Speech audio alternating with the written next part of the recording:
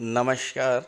मैं वीके शास्त्री अपने चैनल के माध्यम से आप सभी दर्शकों का बहुत बहुत स्वागत करता हूं। 24 अगस्त 2023 से 16 सितंबर 2023 के बीच एक अद्भुत विलक्षण ज्योतिषी घटना घटित होने जा रही है। आपकी कुंडली में एक साथ पांच ग्रह वक्री होंगे। ये एक ऐसी ज्योतिषी घटना है जो कई वर्षों के बाद आपकी कुंडली में घटित हो रही है। और जब जब इस तरह की घटनाएं घटित होती हैं तो ये आपके जीवन में बहुत बड़ा परिवर्तन लाती हैं, बहुत बड़ा चमत्कार होता है आपके जीवन में। देखिए, कुंडली में एक भी ग्रह अगर वक्री हो जाए, वही अकेला ग्रह आपके जीवन में बहुत बड़ा परिवर्तन ले आता है। और इस समय तो पांच ग्रह वक्री हो रहे हैं। देखिए, शनिदेव तो पहले से ही कुंभ राशि में वक्री चल रहे हैं। दैत्य गुरु शुक्र भी कर्क राशि में वक्री हैं और 4 सितंबर तक वक्री रहेंगे। जैसे ही शुक्र 4 सितंबर को मार्गी होंगे तो देवगुरु 4 सितंबर को ही मेष राशि में वक्री हो जाएंगे। इसके अलावा बुध भी 24 अगस्त से 16 सितंबर तक वक्री रहेंगे सिंह राशि में। और इस तरह से शनि, शुक्र, गुरु और बुध ये ग्रह वक्री रहेंगे। और राहु केतु तो हमेशा वक्री रहते हैं। सूर्य और चंद्रमा यही दो ऐसे ग्रह हैं जो कभी वक्री नहीं होते। तो सूर्य, चंद्रमा और मंगल को छोड़कर के बाकी सभी ग्रह वक्री रहेंगे। और इस तरह 24 अगस्त से 16 सितंबर के बीच पांच ग्रह वक्री रहेंगे जो हमारे जीवन में बहुत बड़ा परिवर्तन लाएंगे। अब ये परिवर्तन सकारात्मक होगा या नकारात्मक होगा, यही इस चर्चा का विषय है। तो पांच ग्रहों के वक्री होने का वृषभ राशि के जातकों के जीवन पर क्या प्रभाव पड़ेगा, इसी का विश्लेषण करेंगे इस वीडियो में। ये विश्लेषण आपकी चंद्र राशि के आधार पर किया जा रहा है। तो ये है वृषभ राशि के जातकों की कुंडली। आपके लग्न के स्वामी हैं दैत्य गुरु शुक्र। शुक्र 4 सितंबर तक कुंडली के तीसरे भाव में कर्क राशि में वक्री हैं।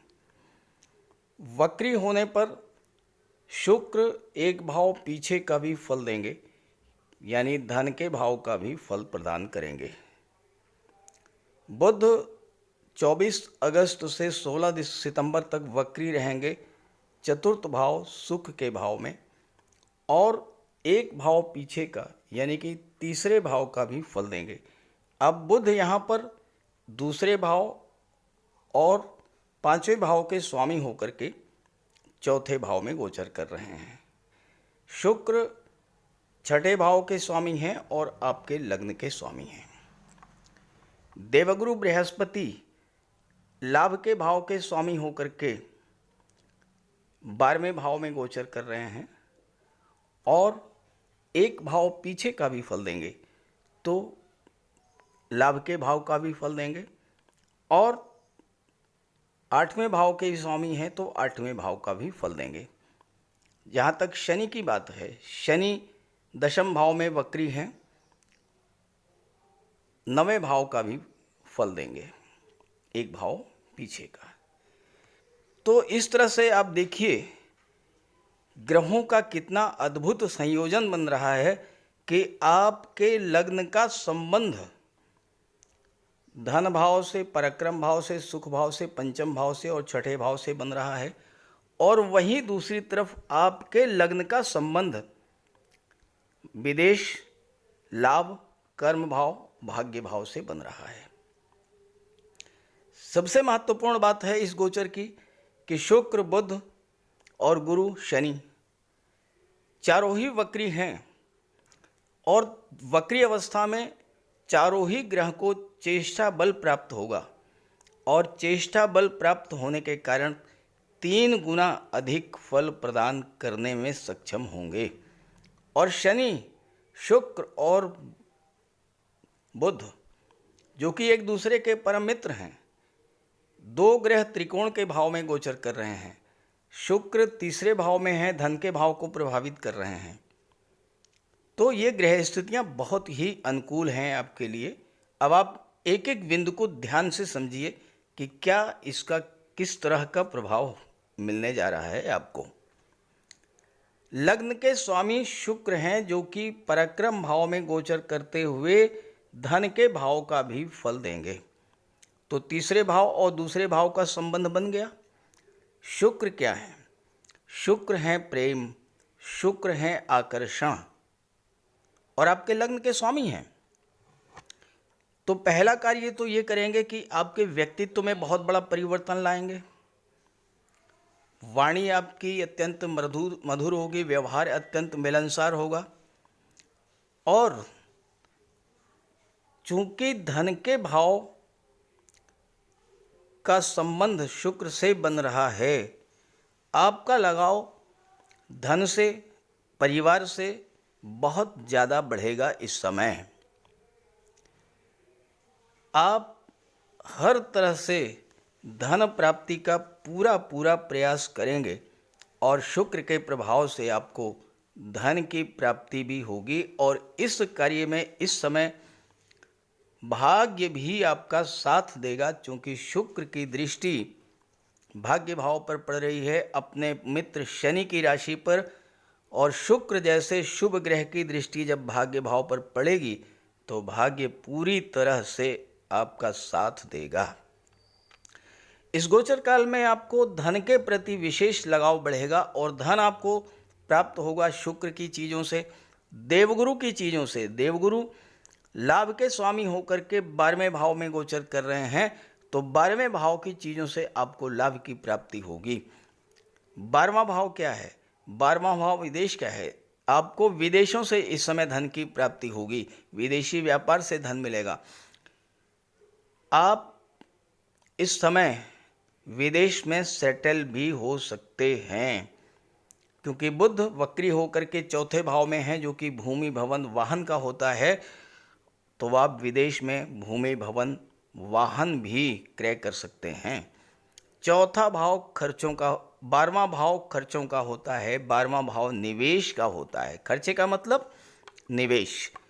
तो आपको अपने निवेशों से लाभ मिलेगा।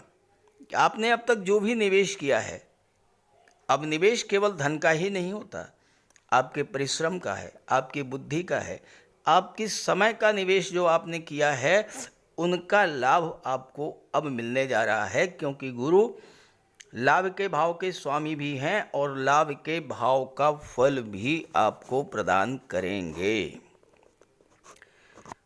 बुध आपकी कुंडली में सुख के भाव में बैठे हैं, और बुध यहाँ पर पंचम के स्वामी हैं और दूसरे भाव के स्वामी हैं, यानी कि आपको दूसरे भाव और 5वें भाव की चीज़ों से सुख प्राप्त होगा।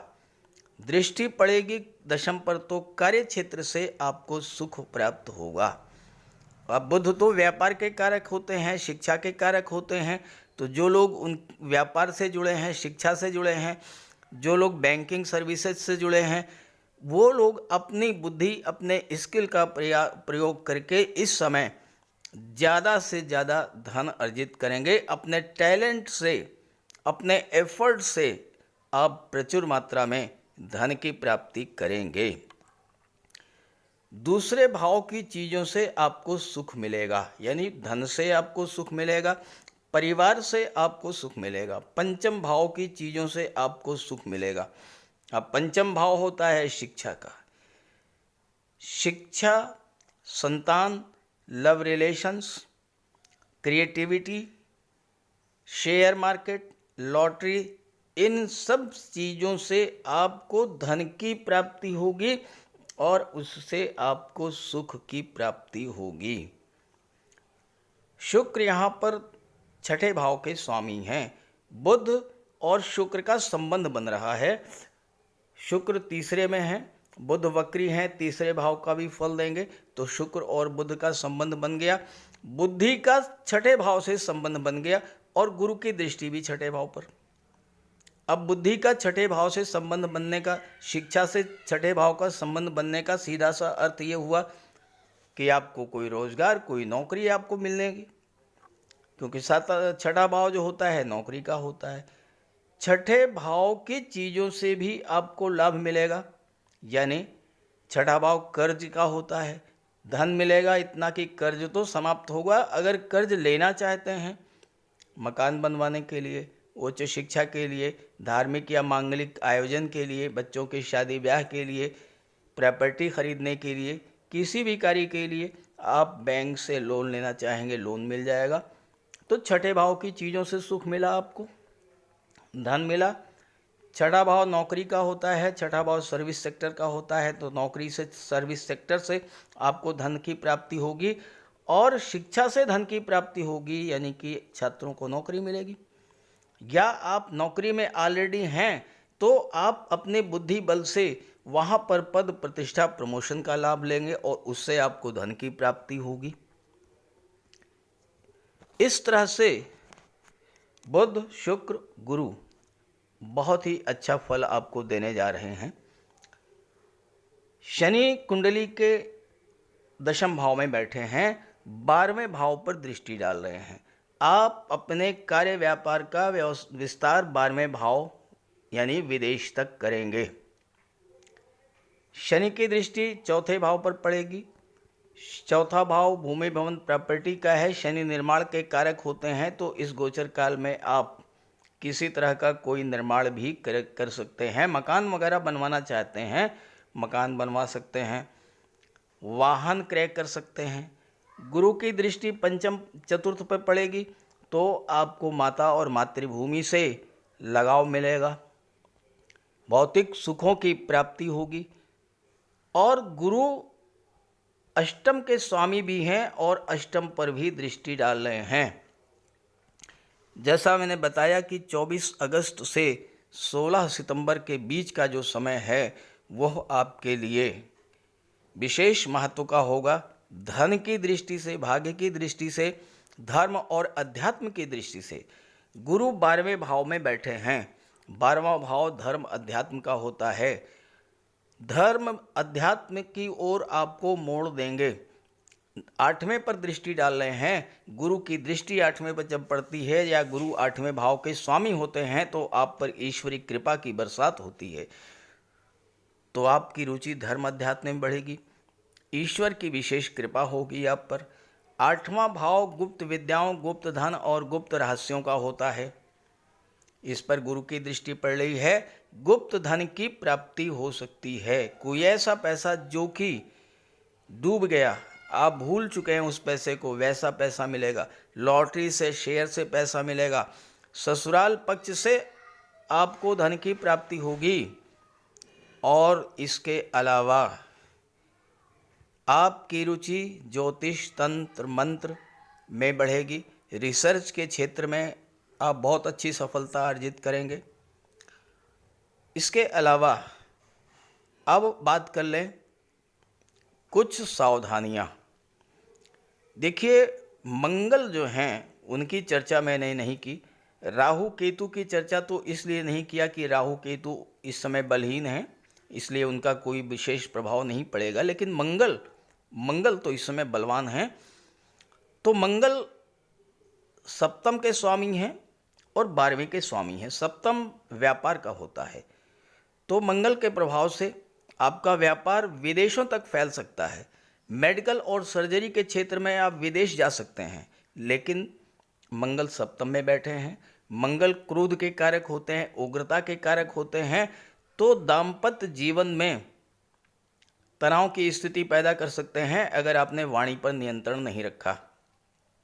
दूसरी बात, मंगल के कारण, चूंकि मंगल 12वें भाव के स्वामी हैं और 12वां भाव जो होता है ये अस्पताल का होता है, तो आपको स्वास्थ्य का भी विशेष ध्यान रखना पड़ेगा। चोट चपेट दुर्घटनाओं से आपको सावधानी बरतनी पड़ेगी।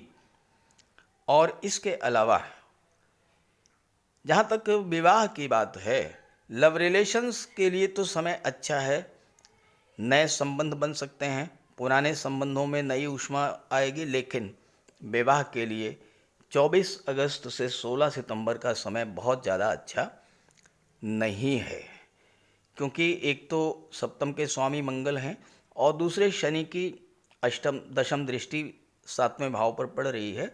तो विवाह के लिए ये समय आपके लिए अच्छा नहीं है।